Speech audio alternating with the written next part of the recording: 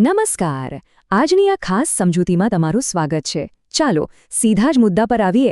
આજે આપણે એ મનોવૈજ્ઞાનિક યુક્તિઓનો પર્દાફાશ કરવાના છીએ જેનો ઉપયોગ ચાલાક, મેનિપ્યુલેટિવ અને સ્વાર્થી લોકો એટલે કે જેને આપણે નાર્સિસિસ્ટ્સ કહીએ છીએ તે લોકો પોતાના કર્મોના પરિણામોથી બચવા માટે કરે છે. Consultant psychiatrist doctor Mukundray ડિંડોરના clinical અનુભવ પર આધારિત આ માહિતી આપણને એ સમજાવશે કે કેવી રીતે આવી વ્યક્તિઓ પોતાની જવાબદારીમાંથી અત્યંત આસાનીથી જાણે કાંઈ થયું જ નથી એમ છટકી જાય છે. આ બધું જાણવું અને સમજવું ખરેખર ખૂબ જ જરૂરી છે. હવે તમારા મનમાં કદાચ આ સૌથી મોટો પ્રશ્ન થતો હશે કે આ મેનિપ્યુલેટર્સ પોતાના કર્મોના ખરાબ પરિણામોથી આખરે બચે છે કેવી રીતે? તો સાંભળો, આનો જવાબ ખરેખર ખૂબ જ ચોંકાવનારો છે. વાસ્તવમાં તેઓ સામેવાળી વ્યક્તિની એટલે કે તમારી ભાવનાત્મક પ્રતિક્રિયાઓનો ઉપયોગ જે એક ઢાલ અથવા કવચ તરીકે કરે છે. હા, બરાબર સાંભળ્યું. તમારી જ લાગણીઓ એમની ઢાલ બની જાય છે. આ એક એવી મજબૂત ઢાલ છે જે તેમને કોઈપણ પ્રકારની જવાબદારી સ્વીકારવામાંથી બચાવી લે છે. આખી આ એકાઉન્ટેબિલિટી શિલ્ડ એટલે કે જવાબદારીથી બચવાની ઢાલ કઈ રીતે કામ કરે છે તે સમજવા માટે આપણે એમની માનસિકતા સમજવી પડશે.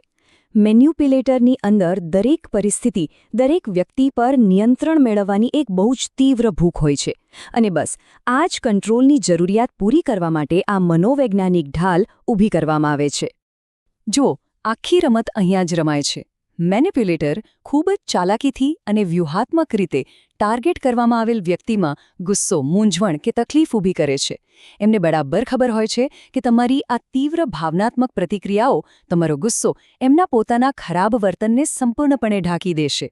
એટલે કે ભૂલ એમની હશે, પણ જ્યારે તમે ગુસ્સે થશો કે રડવા લાગશો ત્યારે લોકોનું અને તમારું પોતાનું ધ્યાન પણ એમના મૂળ ખરાબ વર્તન પરથી સંપૂર્ણપણે હટી જશે. છે ને એકદમ ખતરનાક રમત? તો આ આખું ચક્ર બને છે કેવી રીતે? ચાલો સ્ટેપ બાય સ્ટેપ સમજીએ. સૌપ્રથમ મેન્યુપ્યુલેટર તરફથી કોઈ ખરાબ વર્તન થાય છે. માની લો કે જૂઠું બોલવું કે દગો કરવો. તરત જ બીજું સ્ટેપ આવે છે. તમારામાં ઇરાદાપૂર્વક એક તીવ્ર પ્રતિક્રિયા ઉશ્કેરવામાં આવે છે.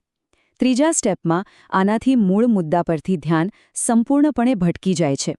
હવે ચર્ચા એ વાત પર નથી થતી કે એમણે શું કર્યું, પણ ચર્ચા એ વાત પર થાય છે કે તમે કેમ આટલા ગુસ્સે થઈ રહ્યા છો. અને અંતે ચોથા સ્ટેપમાં મેન્યુપ્યુલેટર પોતાના કર્મોના પરિણામોમાંથી આબાદ બચી જાય છે.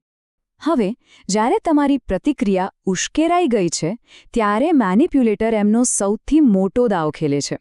તે વાતચીતનું કેન્દ્ર જ બદલી નાખે છે, જેને આપણે શિફ્ટિંગ ધ નેરેટિવ કહી શકીએ. એટલે કે વાતની દિશા જ ફેરવી નાખવી. આને જરા આ રીતે સમજો. શરૂઆતમાં મૂળ મુદ્દો એ નાર્સિસિસના ખરાબ વર્તન વિશે ચર્ચા કરવાનો હતો, બરાબર ને? પણ અચાનક જ આખી વાતચીત હાઈજેક થઈ જાય છે. હવે આખી એ ચર્ચા ફક્ત ને ફક્ત તમારી ભાવનાત્મક પ્રતિક્રિયા પર કેન્દ્રિત થઈ ગઈ છે. મેનિપ્યુલેટર હવે એવું વર્તન કરશે જાણે કે અસલી સમસ્યા એમની ભૂલ નથી, પરંતુ તમારો ગુસ્સો અથવા તમારું ઓવરરિએક્શન છે. આનાથી એમને એમની ઝેરી વર્તણૂક બેફામપણે ચાલુ રાખવાની જાણે કે લાયસન્સ મળી જાય છે. તો હવે સવાલ એ છે કે આટલી સફાઈથી તેઓ આ બધું કરે છે કેવી રીતે? આ કંઈ રાતોરાત કે આપોઆપ નથી થતું. તમને સંપૂર્ણપણે અસંતુલિત અને મૂંઝવણમાં રાખવા માટે તેઓ અમુક બહુ જ ઝેરી યુક્તિઓ વાપરે છે. જેમ કે ગેસલાઇટિંગ, પ્રોજેક્શન અને બ્લેમ શિફ્ટિંગ એટલે કે પોતાનો દોષ બીજા પર ઢોળી દેવો. આ ત્રણેય એમના સૌથી ધારદાર હથિયારો છે. આ યુક્તિઓ મૂળભૂત રીતે ધ્યાન ભટકાવવા માટે જ ડિઝાઇન કરવામાં આવી છે. ગેસલાઇટિંગ, પ્રોજેક્શન અને દોષનો ટોપલો બીજા પર ઢોળવો, આ બધું ખાસ કરીને એવા હેતુથી કરવામાં આવે છે કે તમે માનસિક રીતે એટલી હદે દબાઈ જાઓ કે થાકી જાઓ કે વાસ્તવિક મુદ્દા પર લડવાની તમારામાં હિંમત જ ન રહે. ગેસલાઇટિંગથી તમને તમારી જ સમજણ અને મેમરી પર શંકા થવા લાગશે. પ્રોજેક્શનથી તેઓ પોતાની જ ખામીઓ તમારા માથે મારશે. આ બધું ભેગું મળીને વાસ્તવિકતાને એવી રીતે ધૂંધળી કરી દે છે કે સાચું શું છે તે સમજવું જ મુશ્કેલ બની જાય છે. આટલું બધું ચાલાકીભર્યું મેનિપ્યુલેશન કરીને આખરે એમને મળે છે શું? આનાથી એક ખૂબ જ ચોક્કસ અને ઝેરી પાવર ડાયનેમિક ઊભું થાય છે. એમને લાગે છે કે તેઓ તમારા કરતાં ચડિયાતા છે અને સર્વશ્રેષ્ઠ છે. જો તમે ધ્યાનથી જોશો તો અંતિમ પરિણામ એકદમ સ્પષ્ટ છે. એક તરફ મેનિપ્યુલેટર સંપૂર્ણ કંટ્રોલમાં છે. તેઓ એકદમ શાંત અને વિજયી અનુભવે છે.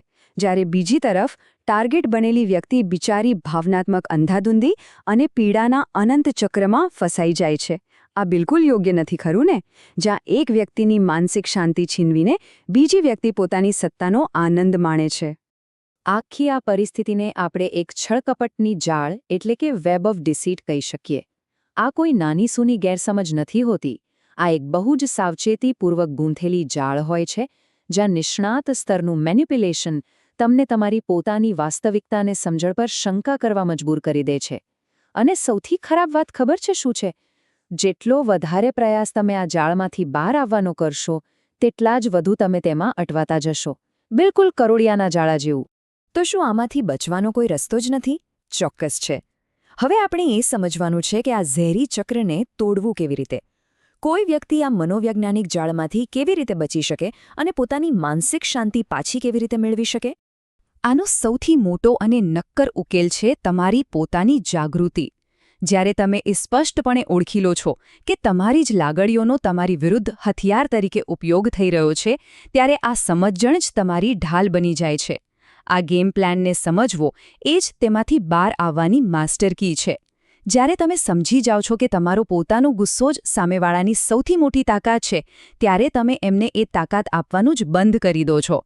તમે એમની રમતનો હિસ્સો બનવાનો જ ઇનકાર કરી દો છો. આ બધું સમજવા માટેની આ જે શક્તિશાળી ફ્રેમવર્ક છે, તે સીધું જ ડૉક્ટર મુકુંદરાય ડિંડોરના પુસ્તક બિહાઇન્ડ ધ માસ્ક અને ઉર્મી માઇન્ડ એન્ડ બ્રેઇન હોસ્પિટલના તેમના બહોળા ક્લિનિકલ અનુભવોમાંથી લેવામાં આવ્યું છે. આ પ્રકારની વૈજ્ઞાનિક સમજણ ખરેખર એક ગેમ ચેન્જર સાબિત થઈ શકે છે અને ઘણા લોકોના જીવન બદલી શકે છે. હવે આપણે આ સમજૂતીના અંત તરફ આવી ગયા છીએ, ત્યારે જતાં જતાં આ એક ખૂબ જ મહત્વની બાબત પર વિચાર કરતા જજો. જો મેન્યુપ્યુલેટર્સ તેમના ખરાબ કાર્યોને છુપાવવા માટે સંપૂર્ણપણે તમારી ઉશ્કેરાયેલી પ્રતિક્રિયા પર જ આધાર રાખતા હોય, તો વિચારો, જ્યારે તમે આ જાળને ઓળખી જાઓ છો અને કોઈપણ પ્રકારની પ્રતિક્રિયા આપવાનો સ્પષ્ટ ઇનકાર કરી દો છો, ત્યારે એમના નિયંત્રણ અને એમની સત્તાનું શું થાય છે? જરા વિચારજો. આશા છે કે આ સમજૂતી તમારા માટે ખરેખર ઉપયોગી સાબિત થશે.